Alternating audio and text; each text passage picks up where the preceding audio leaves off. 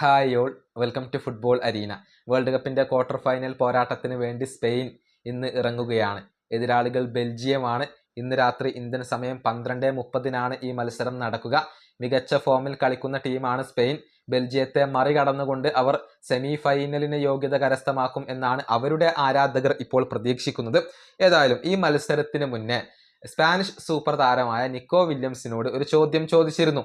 July 19 താങ്കൾ എന്തായിരിക്കും ചെയ്യുന്നുണ്ടാവുക എന്നായിരുന്നു ചോദ്യം.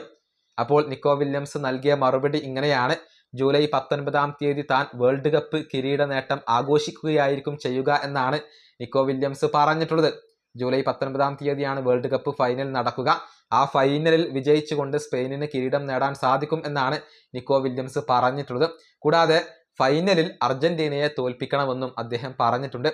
നിക്കോയുടെ വാക്കുകൾ ഇങ്ങനെയാണ്: ഞാൻ വേൾഡ് കപ്പ് കിരീട നേട്ടം ആഘോഷിക്കുകയായിരിക്കും ചെയ്യുക. ഫൈനലിൽ അർജന്റീനയെ തോൽപ്പിച്ചുകൊണ്ട് കിരീടം നേടാനാണ് ഞാൻ ആഗ്രഹിക്കുന്നത്. മാത്രമല്ല മെസ്സിയുമായി ജേഴ്സി കൈമാറുന്നതും ഞാൻ ഇഷ്ടപ്പെടുന്നു. ഇതാണ് നിക്കോ വില്യംസ് പറഞ്ഞിട്ടുള്ളത്.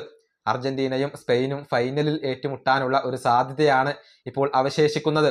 ഇന്നത്തെ ക്വാർട്ടർ ഫൈനലിൽ വിജയിച്ചു കഴിഞ്ഞാൽ സെമിയിൽ ഫ്രാൻസിനെ മറികടക്കുക എന്ന ഒരു വലിയ വെല്ലുവിളിയാണ് സ്പെയിനിനെ കാത്തിരിക്കുന്നത്. അങ്ങനെ ഫ്രാൻസിനെ മറികടന്നു കഴിഞ്ഞാൽ സ്പെയിനിന് ഫൈനലിൽ പ്രവേശിക്കാൻ സാധിക്കും.